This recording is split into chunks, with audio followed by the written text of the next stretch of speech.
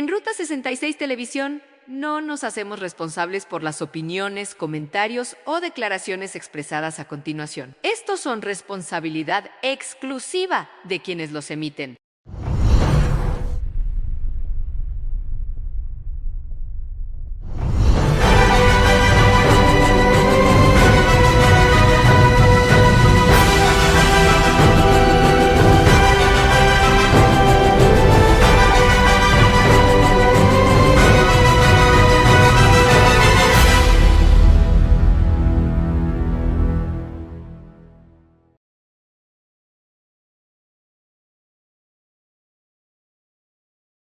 Muy buenas tardes, amables televidentes. Sean todos y todas bienvenidos a Los Defensores, el programa premium de Ruta 66.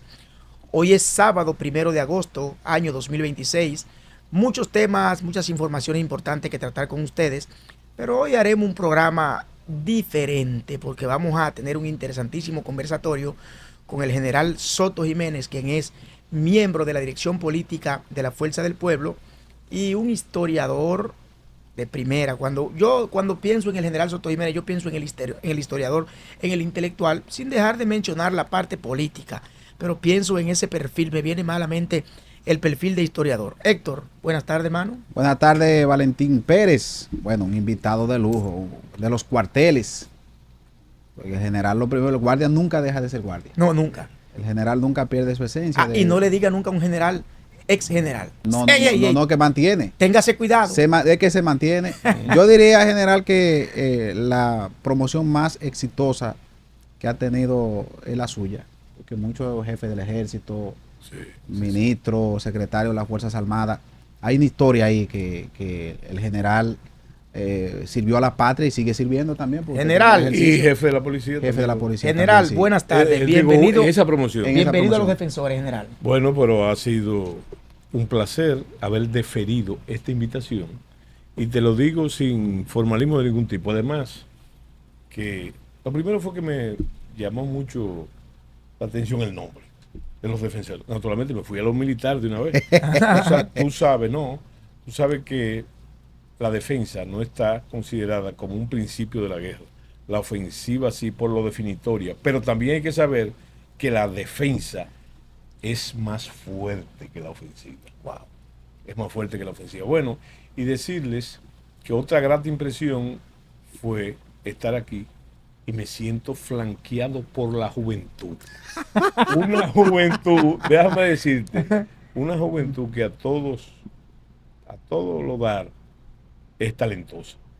Porque la juventud no es un atributo en sí mismo. Es la juventud comprometida con una ciudadanía ejemplar, consciente de sus deberes y consciente de sus derechos. General. Espérate, tranquilo. Espérate, tranquilo. Tranquilo, Bobby, tranquilo. Sí. Bueno, y decirles también, y debo decirles que quiero mandarle un saludo muy dominicanista a toda la audiencia de este programa, que de hecho ya de entrada me gusta mucho. Y entonces un saludo también a Mamén de dominicanista, que es casi lo mismo. Muy leonelista y muy pueblista. Entonces, en esa tesitura me expongo a sus inquietudes. General, nos gustaría iniciar este conversatorio con usted. Nos haga una pequeña panorámica, un pequeño resumen de la situación que se vive hoy entre Estados Unidos, Irán e Israel. Y le digo esto porque en un momento determinado uno ve como que las cosas logran aclararse cuando uno mira el horizonte. Sí. Y uno dice, se frota las manos. Se acerca el fin de la guerra y se acerca la estabilidad del mundo, porque el mundo hoy está en un proceso de incertidumbre. Pero cuando uno ve que se da un paso hacia adelante, general, pues uno al día siguiente ve que se dan 4 hacia atrás. Hoy hay una nueva escalada de problemas, de situaciones. ¿Cuál es su parecer sobre lo que acontece entre esos países, Estados Unidos, Irán e Israel? ¿Y qué usted logra ver en el horizonte? Mira, déjame decirte algo que en la respuesta tiene que ver mucho lo que te voy a decir. Desde que yo era oficial superior, cuando hablo de superior, que yo era mayor y teniente coronel, que asistí a los cursos fundamentales de formación en los Estados Unidos, en una materia que se llama geopolítica, que es una de mis materias. Fui profesor por mucho tiempo de geopolítica. Quiero decirle que como si me persiguiera el origen de esa pregunta, cuando se hablaba de los puntos claves, del mundo en la geoestrategia y en la geopolítica, ese punto del estrecho de Hormuz era quizás en esa época, el primer punto de interés geoestratégico y geopolítico, sin la mayoría de los problemas crónicos que tenemos ahora, ¿verdad? Fíjate. Y me llamaba mucho la atención, porque en esa lista, aunque ustedes no lo crean, sobre todo por la irresolución del conflicto, ¿tú sabes quién estaba también? La República Dominicana. Y a mí, la primera vez que yo lo oí me inquietó. ¿Y cuál era el problema desde el punto de vista geoestratégico? Que era una pequeña isla compartida por dos naciones, ¿verdad? Compartida por dos naciones. Y entonces, eso era un punto ya inquietante, y era uno de los puntos que se señalaba, ¿verdad? Bueno, naturalmente que a mí en la escala de interés, lo de Persia, lo del Medio Oriente, me llamaba mucho la atención. Recuérdense que ya habían pasado eventos en la región, no en el punto clave. Había pasado, por ejemplo, la guerra de los 6 días, Sí. la guerra del Yom Kippur, y además... Fue en el 48. Sí, pero no. Yom Kippur no fue en 1950. No, eso fue...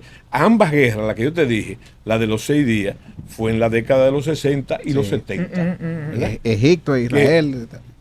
Y entonces, fíjate qué interesante. Cuando yo hablo de región, es una región marcada por el conflicto geopolítico desde tiempos inmemoriales. La región.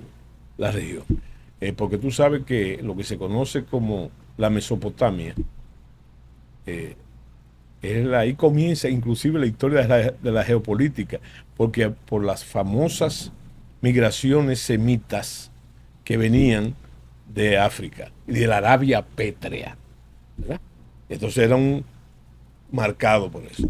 Pero yo te puedo decir, y ese es el origen de la historia, estamos hablando de 6.000 años, pero sabemos que la guerra ha sido la compañera fundamental de la civilización. Podría ser de manera simplista, bueno, pues si la historia documental tiene 6.000 años, entonces esa es la edad de la guerra también. No, es muy anterior la guerra. Y no solamente fuera de esa región, porque ya había conflictos militares antes de la Mesopotamia, los hubo, hoy lo sabemos, los hubo en la India, por ejemplo. Una historia de 10.000, 20.000, 30.000 años, si nos llevamos de los libros védicos. Y también de China. Entonces ese nombre Sun Tzu, hay que ver la antigüedad de Sun Tzu, y antes de Sun Tzu ya había... Antes de la guerra. Sí, era bueno. Sí. Entonces, yo lo que te digo a ti, que siempre Bueno, pero después, estoy hablando de mi referencia individual, cuando yo hice el curso de comando y Estado Mayor, yo era teniente coronel. Hay una cosa que se llama los juegos de guerra.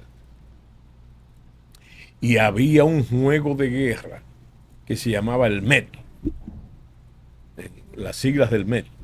¿Tú sabes dónde se desarrollaba? Se desarrollaba exactamente donde se está librando el conflicto ahí. Fíjate, y eso no es casualidad, estamos hablando de la potencialidad del conflicto. Ahora, tu pregunta es más amplia. Yo te dije la referente. Sí. Cuando yo después profundicé mis estudios de geopolítica, entonces ese era un punto que ya se me había dicho antes, que estaba asignado por el conflicto. Bueno, y ustedes saben, y no nos vamos a meter en eso, por consejo de los españoles, dice que no se puede hablar ni de cuando se está bebiendo, ni de política, ni de religión. Bueno, entonces, claro, la salvedad, no estamos bebiendo aquí. Sí. Bueno, pero es una referencia Sí. Pura y simple. Entonces, ese ejercicio, ese juego de guerra que yo hice en mi curso de Estado Mayor en los Estados Unidos, en Columbus, en Fort Benning, Georgia, Entonces, ese juego de guerra era. Y ahí yo me empapé mucho más de la situación en ese juego de guerra. Y muchas de las razones y de las circunstancias de ese juego de guerra era lo que se barajan en el día de hoy. Cuando se me pregunta, y eso es sobre eso, todo esto para decirte que yo tengo, quizá no lo suficiente, pero mucha información sobre el tema. Okay. Y por eso te refiero eso, aparte de que yo después, como profesor de geopolítica, entonces, para dar mis clases, ondé en el tema mucho. Bueno, fíjate, a tal grado que mis estudiantes del curso de Estado Mayor aquí, y yo fui su profesor de geopolítica y de estrategia, me llaman todavía hoy, me dice, venga acá, profesor, ni siquiera comandante, profesor, pero usted es brujo. Digo, ¿y por qué?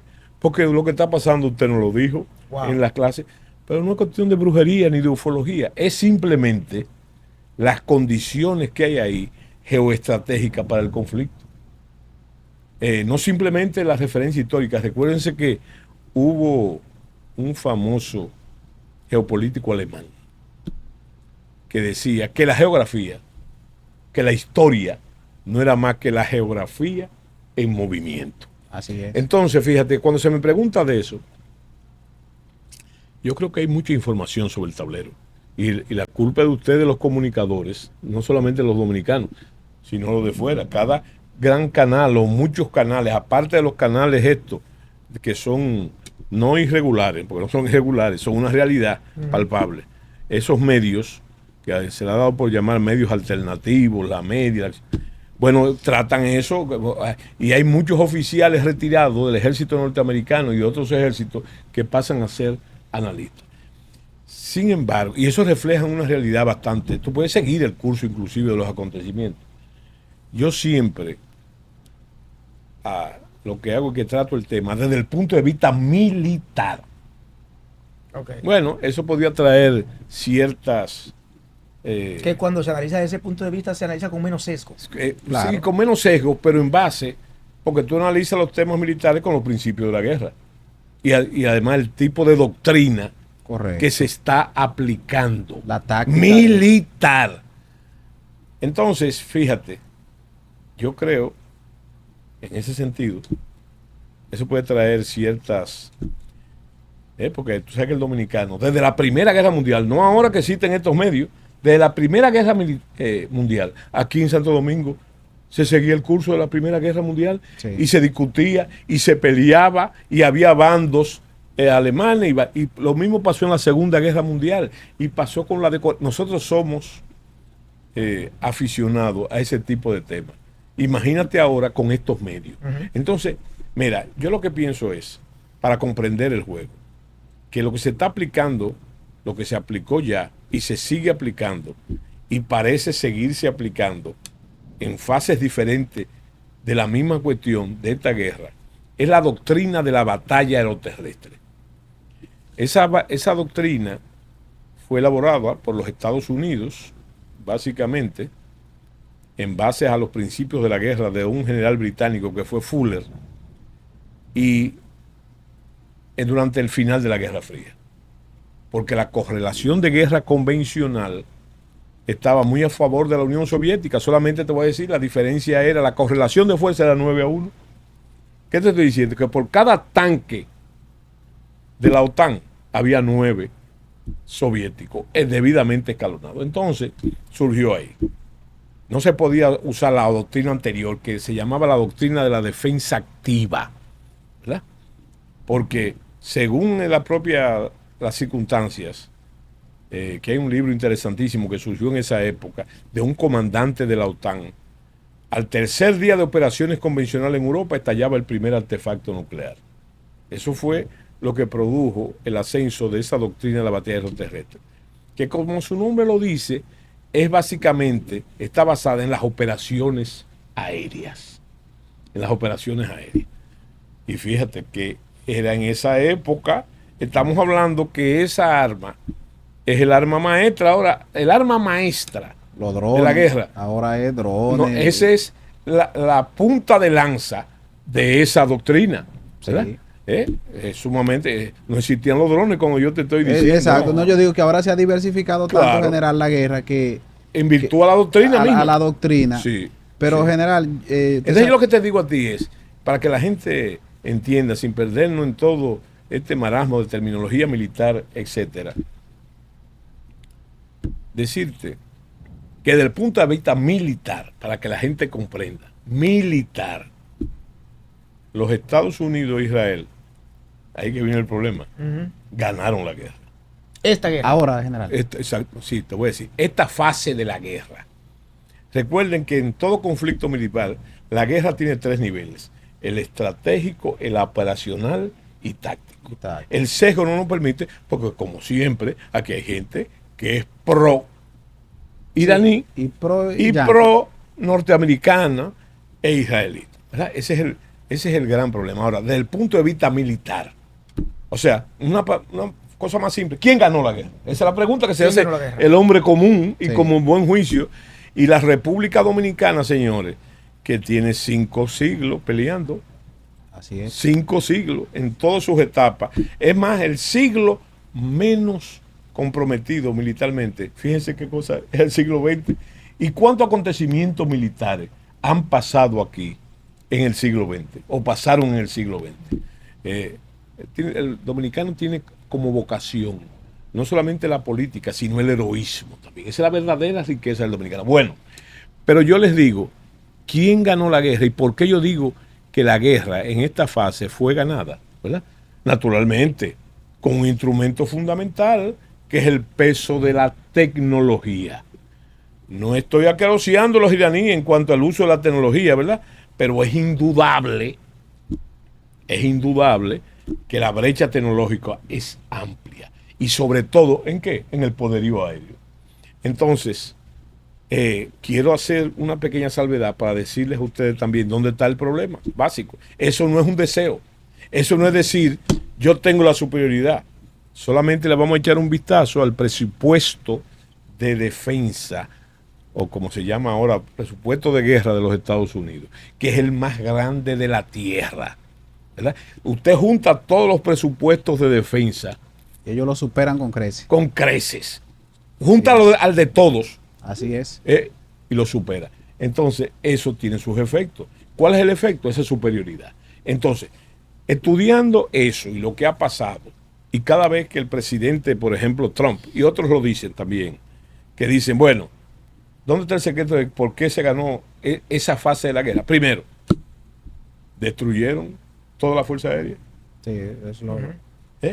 Lo demoralizaron. No, espérate, ese es otro punto. Segundo, destruyeron la Armada, la Marina completa. La destruyeron toda su defensa aérea.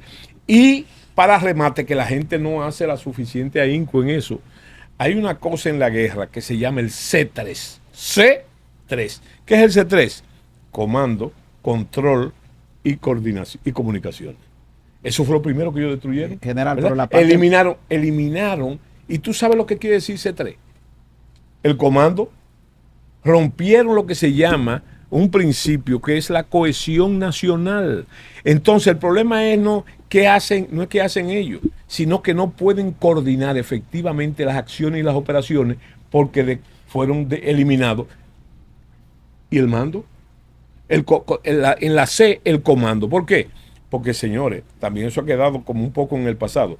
Esa gente mataron los miembros más beligerantes del mando militar. General, el líder espiritual y político. Exactamente. Porque ya a partir de ahí hay una desmoralización si te mataron el comandante. No, y la imposibilidad, hazme caso, que eso era muy importante con esta fase.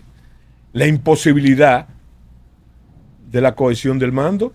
Ahora es claro que entre los ejes, los vértices de ese comando están en contradicción. Mientras uno quieren... Se debaten el poder. No, y mientras uno quieren negociar, Otros no. otros Los dicen... radicales siguen entonces con no, lo que se llama la Guardia Revolucionaria también. ¿Por qué? Porque ahí hay que comprender también que hay una teocracia y eso rompe la correlación de fuerza.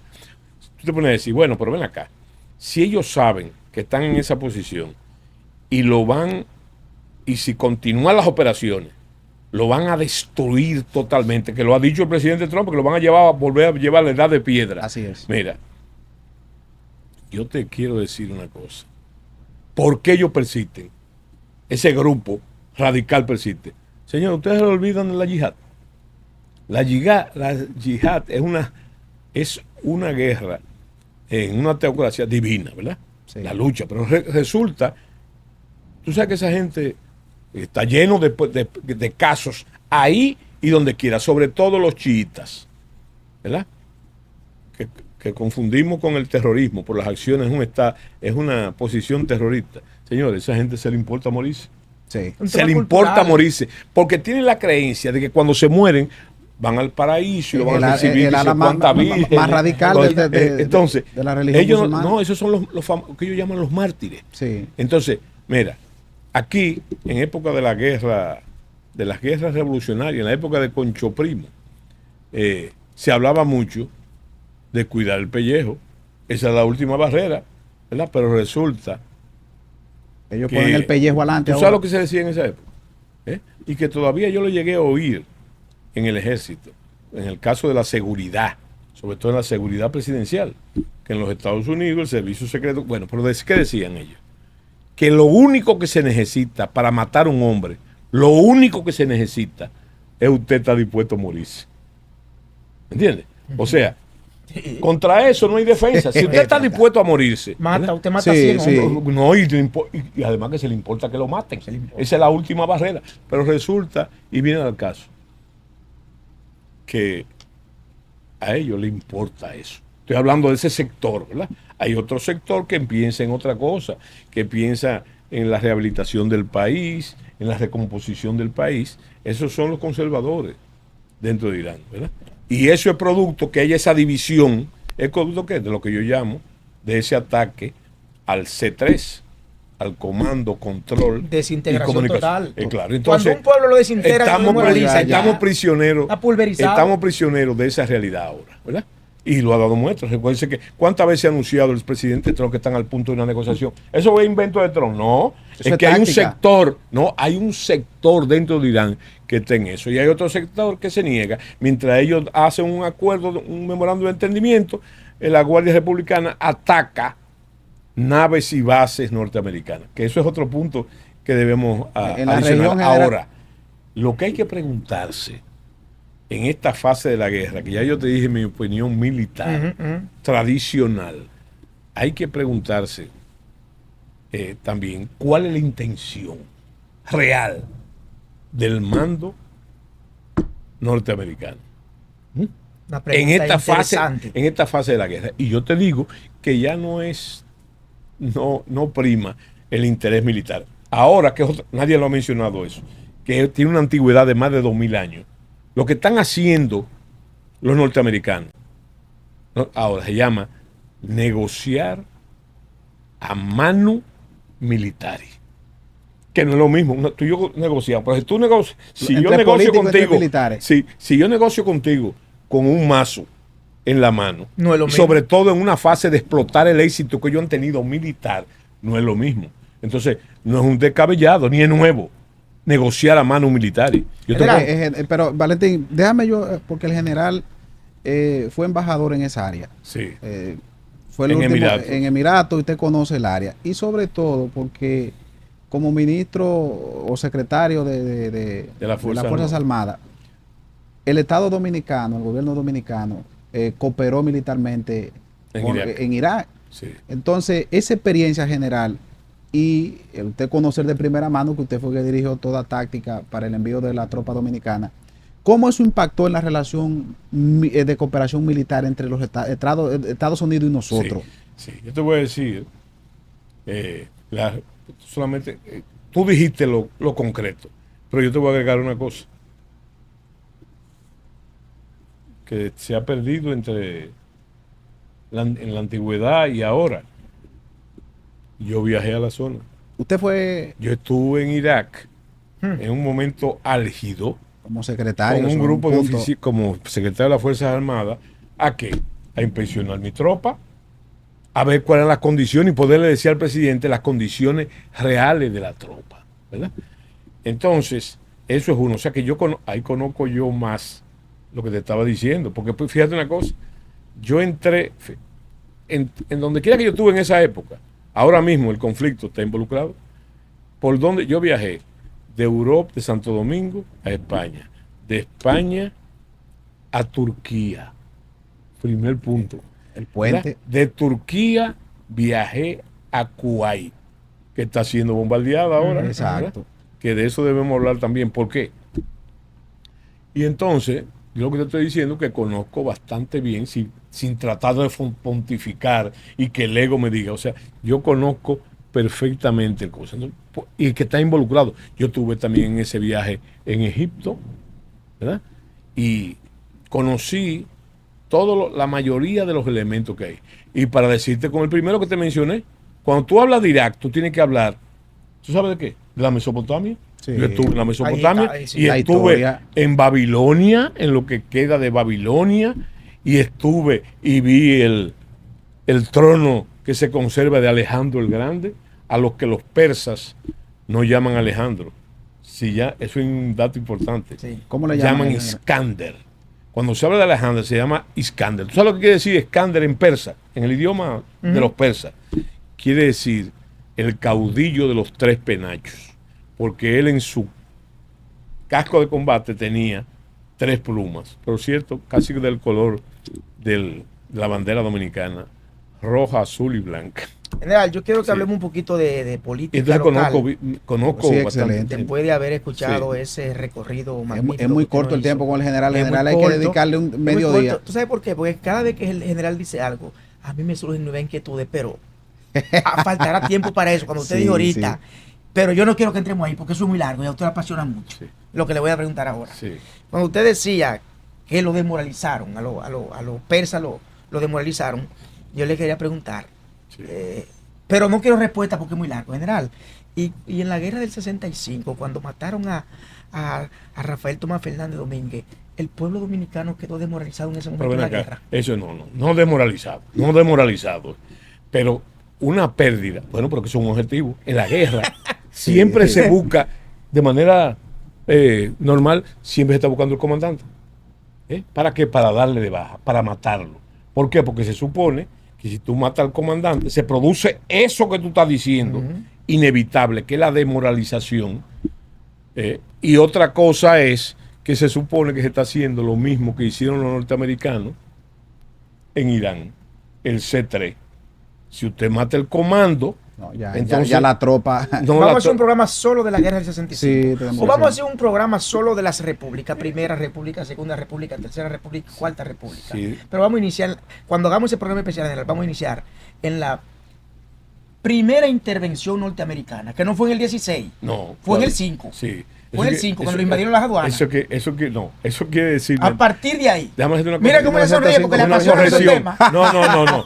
Eso quiere decir que tú de alguna forma me leíste a mí. Oh, pero claro Porque que sí. no fue la primera, ni fue la segunda, fue la tercera. Porque la primera intervención norteamericana fue en 1903, con la revolución de los presos y los norteamericanos desembarcaron en Pajarito. Pajarito es lo que hoy se llama Villa Duarte.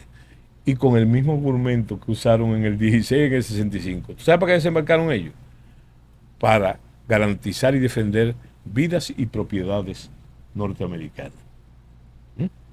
Bueno, entonces, yo quiero decirte que eso, lo que no hicieron ellos fue consolidar. Ellos desembarcaron, bueno, y sacaron el pie del juego. Y lo que tú dices en 1905 es más interesante porque fue la segunda intervención, que fue un desembarco que se hizo de tropas norteamericanas en Montecristi, ¿verdad?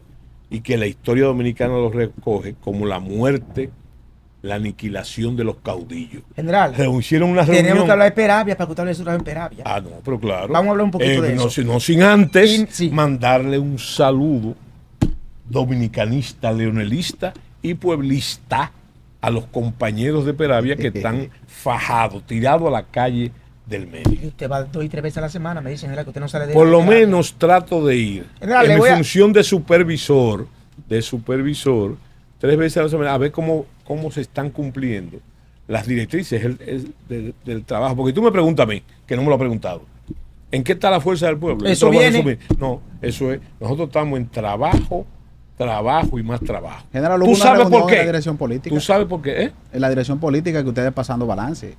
Claro, y permanentemente. Porque ¿sabes por qué? Es un principio militar. Las órdenes, en este caso las disposiciones, las políticas que no se supervisa, no se cumplen. General, Ni en la guerra, ni en la política. General Soto Jiménez, Sí. un intelectual Sí. de primera, historiador, un conocedor del Estado, fue ministro de Defensa, un hombre que en este momento se encuentra... Dilo, por 4 años. Por Por 4 4 años, años, sí es. un hombre que en este momento se encuentra quizá en el punto más álgido de su profesión.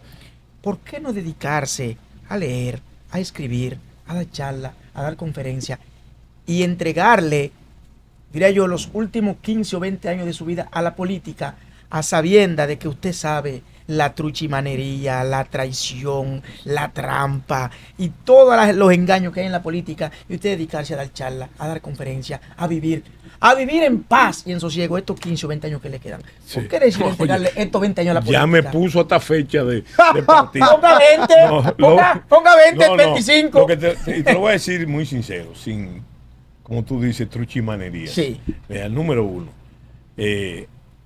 algún momento llegará el retiro. En mis planes todavía no está eso. Ay, El general entero. No, y no solamente entero, estamos hablando, y yo lo oriento siempre al servicio de lo único que yo estoy orgulloso. Si tú me preguntas a mí de todos mis éxitos profesionales, todo, tú me preguntas eso en la literatura, en la milicia, yo de lo único, y lo repito, y no es como una de esas paletas de ajonjolí que se le meten en la boca a la gente, yo lo único que estoy orgulloso de ser dominicano. Wow. Y de ejercer la dominicanidad. Entonces, todo lo que yo hago, y sobre todo, en donde estoy, por lo que estoy, y por qué no me amaino en el retiro, es por los intereses de la República Dominicana. Recuerda que mi lema por mucho tiempo fue la nación ante todo. Y en la política hay que darse cuenta que hemos evolucionado. Hay gente que dice, no, nosotros no hemos evolucionado nada. No, es una actitud eso pesimista no es de quien lo verdad. diga. Hemos evolucionado el a partir... punto de evolución, yo lo ubico, general, dentro de mi poca experiencia.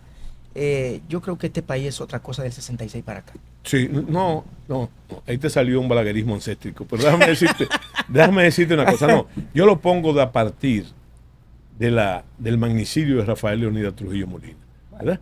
Con todas sus crisis, ¿verdad? General, que yo quería hacerle una pregunta para que usted dice, de que yo lo escuché a usted en Unicaribe, incluso en una conferencia, Sí, abordando el tema de Trujillo, que aquí han tipificado a Trujillo como un gran cobarde. sí. Y usted lo explicó muy bien. No, Yo quiero que usted le Y diga no a este país. militarmente no lo entiendo. Hubo una tendencia en ese acontecimiento, que es la muerte de Trujillo, de un antes y un después en la historia dominicana. Pero eso surgió precisamente en medio de esa vorágine que produjo la desaparición del pequeño, yo le digo, del pequeño caudillo, del pequeño gran caudillo de San Cristóbal, ¿verdad? Así es. ¿Dónde que está el problema? El problema... El pequeño Chapita. Sí. Bueno, Chapita, que también hay un error con eso.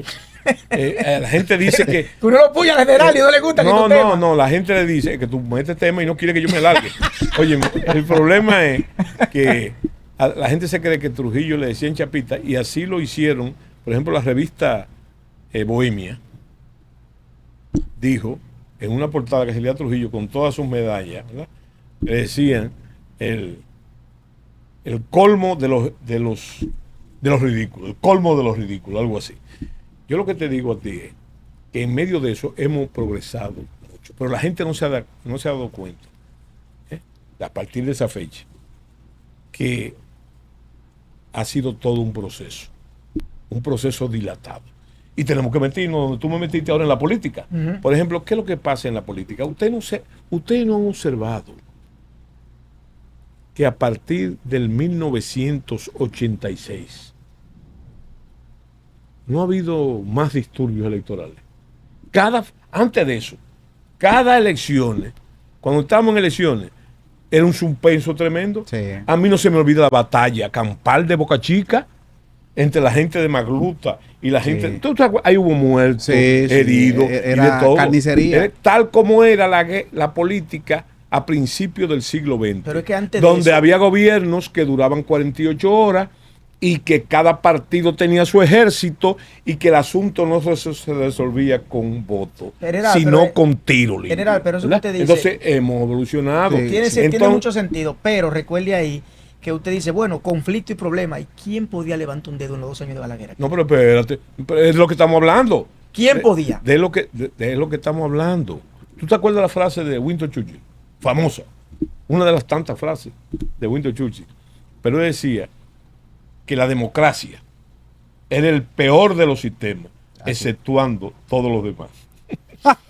Diablazo. ¿Me entiendes? Entonces, yo lo que te digo que nosotros no tenemos todavía una democracia perfecta, pero estamos en la construcción de la misma, ¿verdad? De la misma. Y eso lo atañe a ustedes, a los jóvenes. Antes había lo que se llamaba el analfabeto político, ¿verdad? De un gran pensador francés. Y él decía que la juventud, la actitud de la juventud era que fue un problema en la Guerra Fría eso, que yo no participo en eso, porque eso es sucio, porque eso es un negocio. Tú me has dicho eso es una chaminería, poniéndome un ejemplo.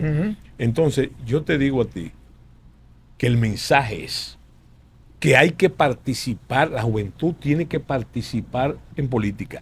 No solamente porque ocupa un porcentaje altísimo entre los votantes ahora, considerando a los jóvenes de 18 a 35 años, ¿verdad? Entonces, no solamente por eso, sino porque el que no participe en política después no se puede quejar. Así es. Porque sí hay intereses y mucha gente que apuesta a eso, a hacer lo mismo para tener los mismos resultados. Y entonces, en ocasiones ganan las elecciones. General, ¿Verdad? Entonces, ¿cómo evitarlo? Participando. hábleme Ahora, un poquito de... yo no puedo, yo digo, hay que participar en política. No digo el partido, pero ahora lo digo.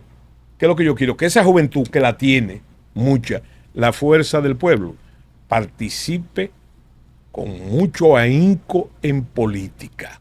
Porque, me cortaste ahorita, quería decirte que el gestor político por excelencia no es como antes, ¿verdad? Que había una imagen del activista político que todos conocimos y la vi en todos los partidos.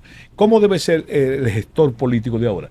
El ciudadano, consciente de sus deberes y consciente en sus derechos. Nosotros siempre nos gusta mucho, y es lógico, reclamar nuestros derechos, pero también tenemos que hacer nuestros deberes. Tú sabías, por ejemplo, y esto es información, ¿verdad? Tú sabías que en muchos países de Sudamérica el voto es obligatorio. Sí, Y tú sabías que si tú no votas, y yo estoy de acuerdo con eso. sí, que tú Claro no que votas, sí. no puedes hacer una serie de transacciones oficiales, ¿verdad? Porque simplemente tú no votaste y está en tu cédula o en tu identificación. ¿Hay alguna especificación? Después de los 70 años no es obligatorio, Sí, cosas así. claro. General, Sí. usted es Pero supervisor... ¿por qué los 70 años? Pues qué cosa, ¿eh? Porque yo tengo 70 años. Creo que tú me quieres sacar por esa orilla. General, Sí. usted es el supervisor político de Peravia. ¿Qué Sí. se está haciendo en Peravia políticamente? ¿Qué está haciendo la Fuerza del Pueblo? ¿A qué usted va a Peravia 3 veces a la semana? ¿Y cómo está la No, instrumentación yo voy a política ahí? cumplir el mandato que tengo del presidente Fernández y además de la dirección política.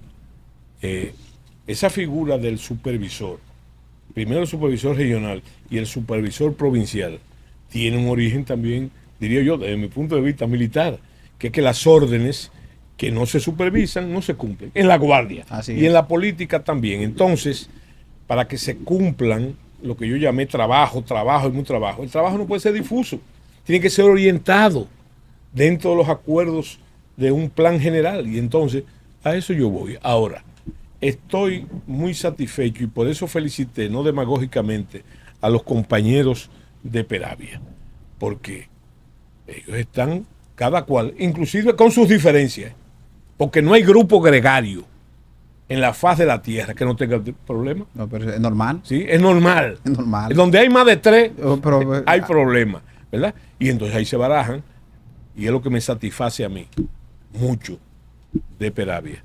Y tú me dices, no, porque están buscando otra cosa.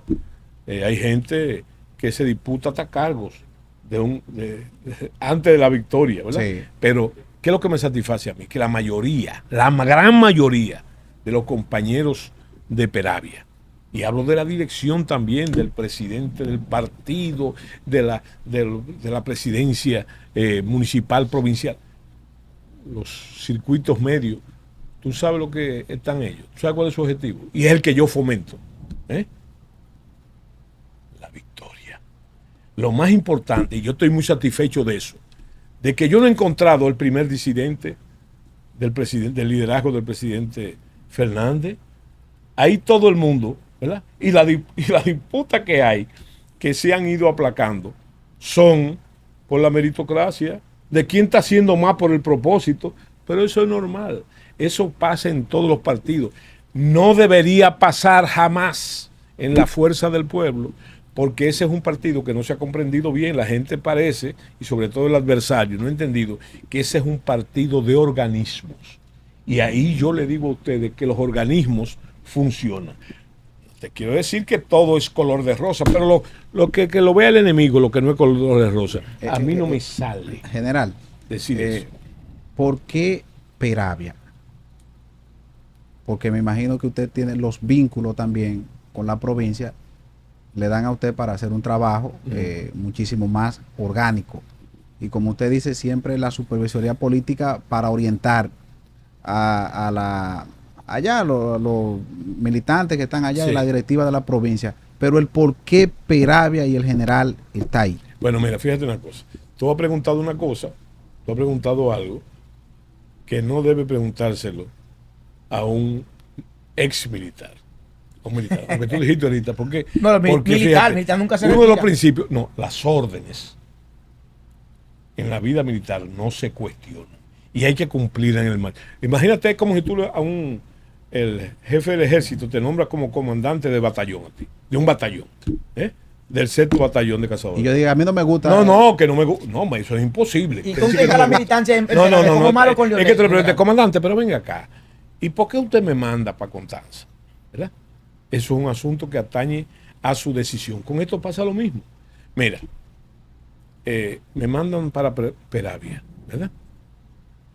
Y yo le doy cumplimiento, te lo dije ahorita, le doy cumplimiento a mi mandato, sin discutir, sin hacer prejuicios y perjuicios, ¿verdad? Y entonces, ya ahí, después que yo hago mi reconocimiento, mi diagnóstico y la cosa, bueno, ya tengo una idea para darle cumplimiento a mi mandato. Ahora, ¿qué pasa?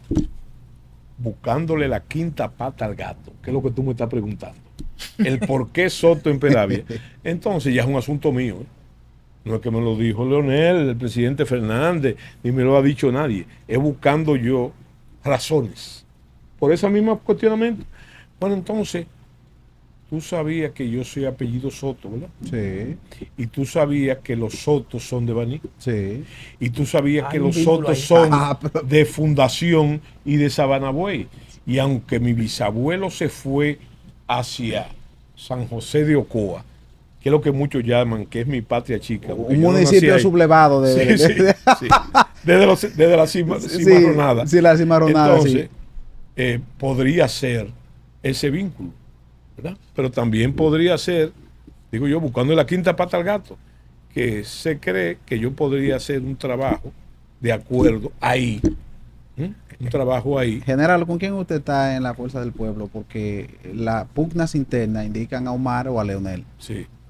¿Con quién? Sí. No, pero yo creo que eso, tú estás por hacerme preguntas, no ganchosas, no, sino descabelladas. Cacciosa, como dijo el doctor. Yo estoy ahí, no, general, yo estoy ahí. No, general, no, general, porque el relevo. Es que recuerda, vuelvo y te digo, recuérdate que yo vengo de la Guardia. En la Guardia se me enseñó por mucho tiempo el no enguerrillarme, ni buscar grupos, ni facciones, ni nada de eso. Sí. Y estoy ahí, por eso te digo, desde el punto de vista racional, porque creo firmemente en el liderazgo del presidente Leonel Fernández. ¿Verdad? General, miren, era 40 minutos que íbamos a hacer y miren, ya el tiempo no está acabando. Sí, pero está bien, pero espérate, déjame terminar la pregunta. Eso es una técnica. Lo voy a declarar a ustedes, guerrillero. General, miren. Entonces yo te digo a ti que sí, la pregunta tiene un punto interesante.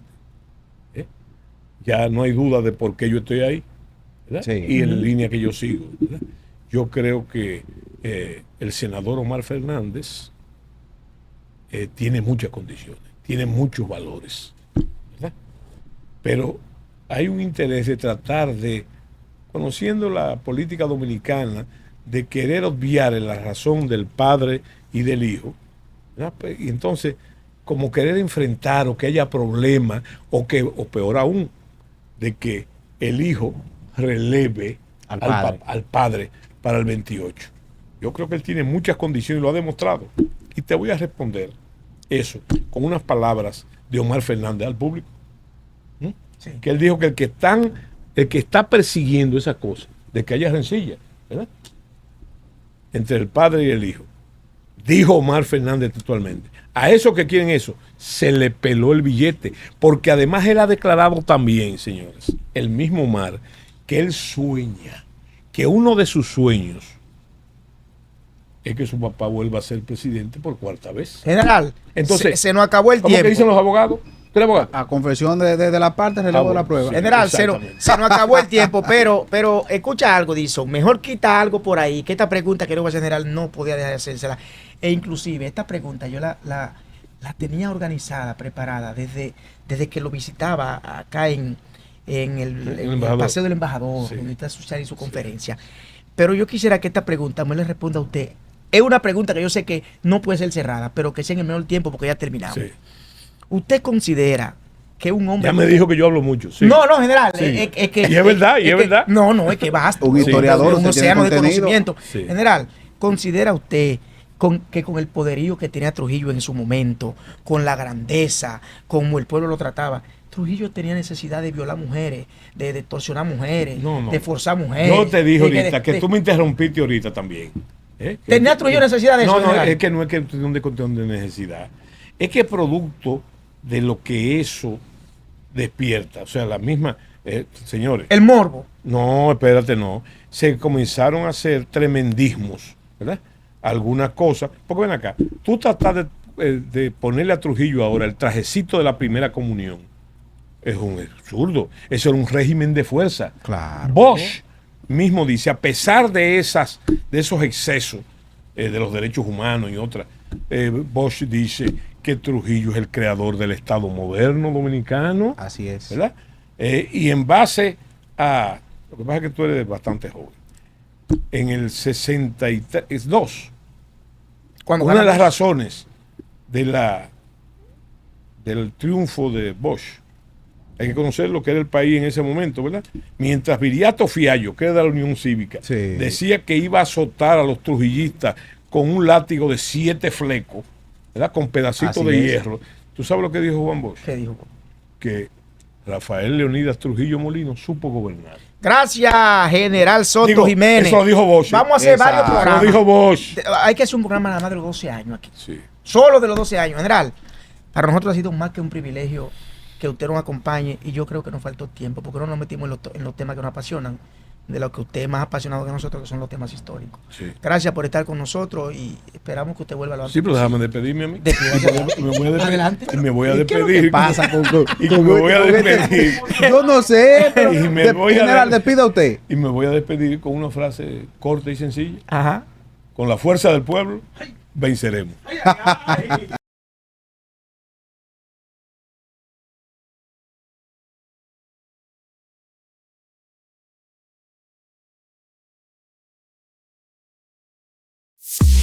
Usted está viendo Los Defensores.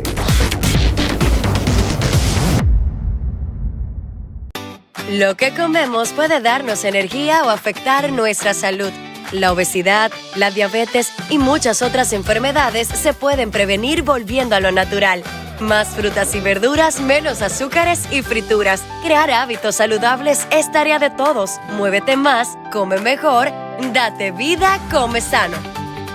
Mensaje del Instituto Nacional de Bienestar Estudiantil, INAVIE.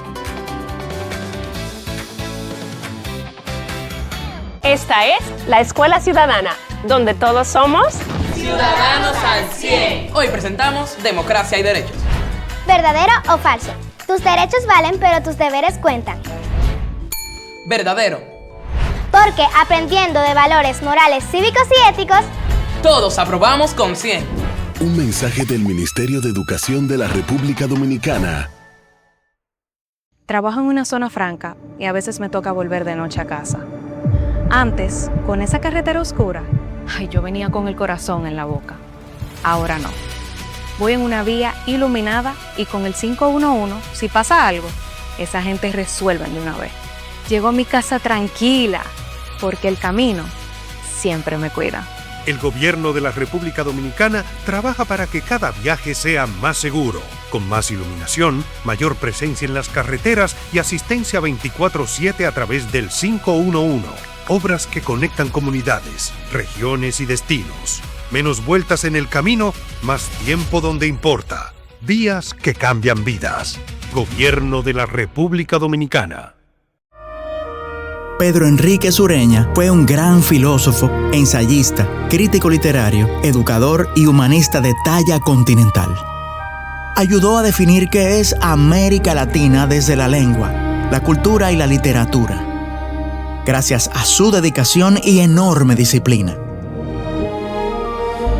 Esa disciplina que Immanuel Hermosén lleva en su esencia y que junto a la dedicación que Emil Peralta pone día y noche a sus estudios, hizo que la República Dominicana alcanzara los mejores resultados de la historia en las Olimpiadas Iberoamericanas de Matemáticas. Aunque el reto parezca imposible, no le bajes para que nuestro país suba. De eso se trata ser dominicanos al 100 siempre. Siga disfrutando Los Defensores.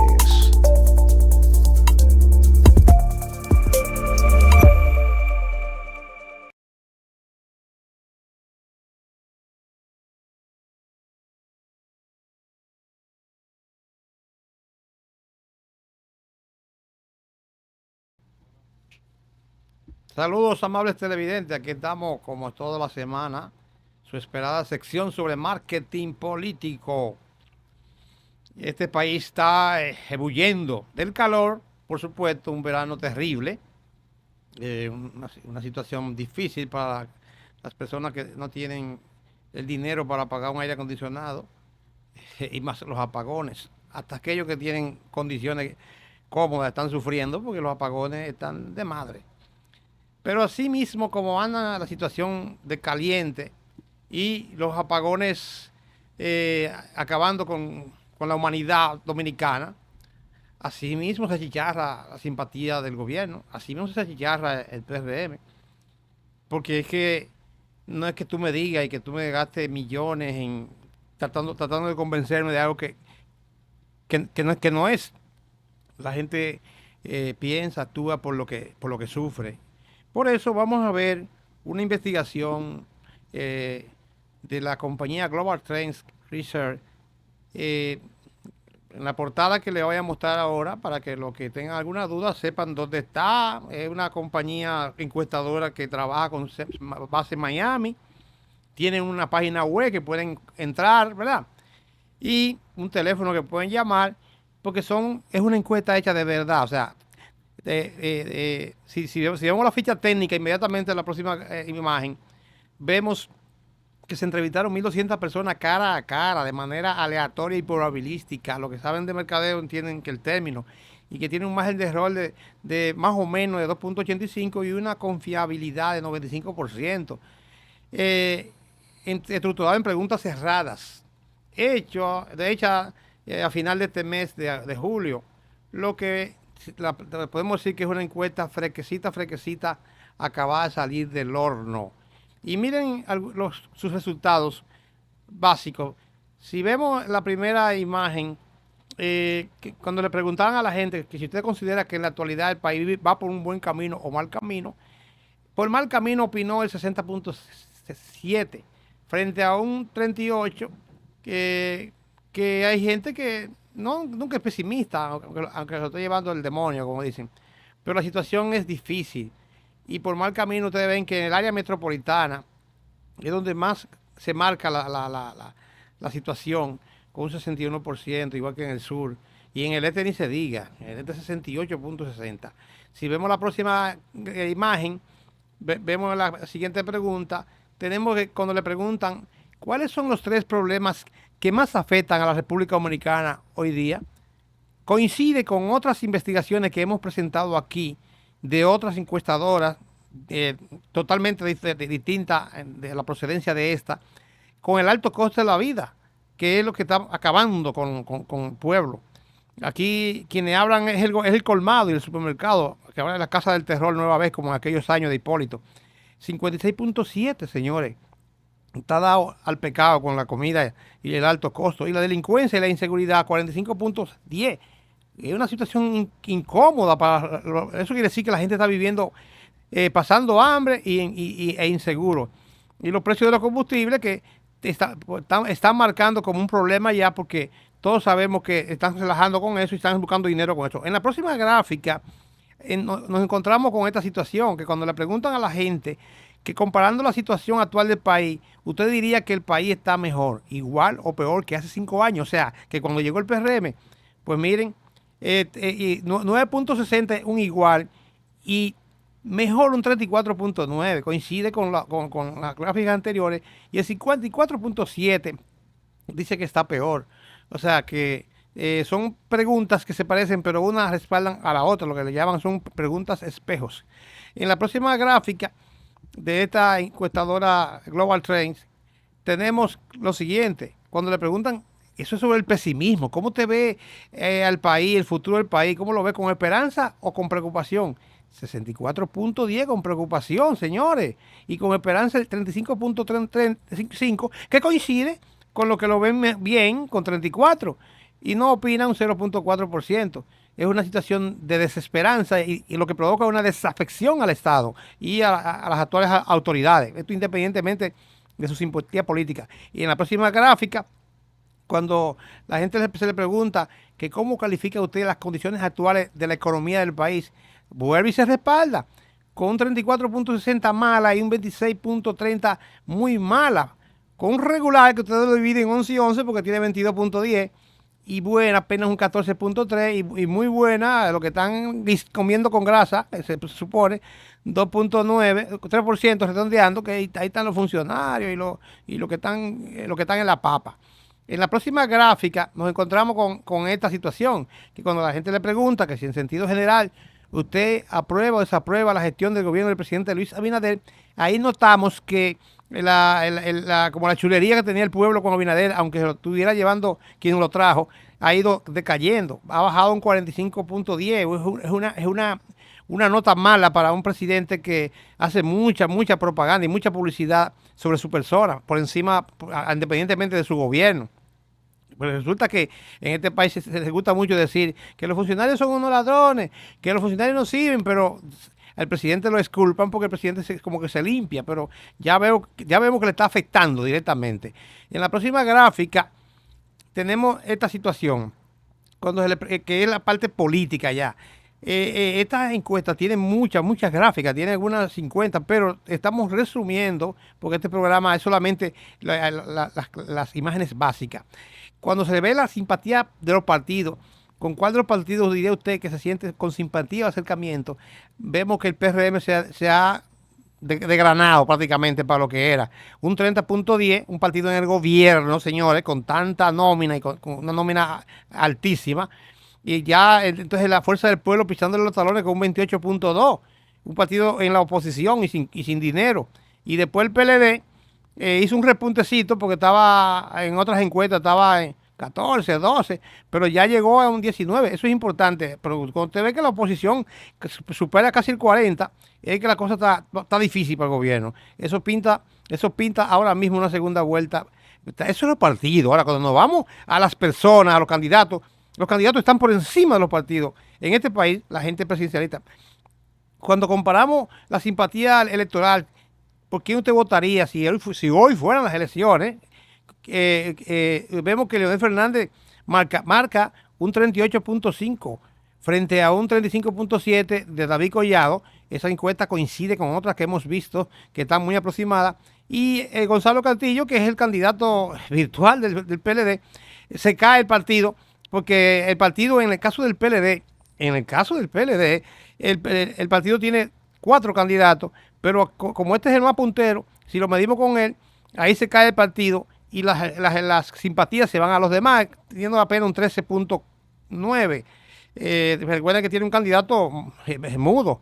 El señor Gonzalo no habla y dice que no es necesario. No entendemos eso. Y en otros, a los que están hablando de que Galofoque, que cosa, que yo cuánto, que el cobrador apenas llega a un 4%. Cuando se comparaba la misma pregunta, en vez de Leonel, si tú pones a Omar, vemos que Omar le lleva un 40.4 a un 32.8 de David y el Penco se queda en un 15.9 con otro a un 3%, pero ese detalle es interesante. El país y el hijo están prácticamente en empate. Usted se imagina, como dijo un cineasta por ahí, de que una boleta Leonel Omar, dice aquí no habría que hacer elecciones porque son dos fuertes. O sea, la Fuerza del Pueblo tiene una fortaleza muy grande porque tiene 2 candidatos punteros. En la próxima pregunta, frente a Carolina Mejía, si usted lo enfrenta con Carolina Mejía, Omar se asciende a un 44.30 y Carolina apenas un 25.7. Definitivamente no compite. Y Gonzalo se sube un chin al 18 porque le quita unos punticos al PRM. No obstante, la fuerza se mantiene más fuerte. Y otros se mantienen en su 3%, ninguno 9%. Y si el escenario fuera con Leonel y Carolina, sería como la próxima gráfica, Dixon, tú lo verás, que te plantea que Leonel Fernández obtendría un 40.4, así prácticamente parecido al de su hijo, y Carolina apenas un 30% y un 16.8 Gonzalo. Otros 4%.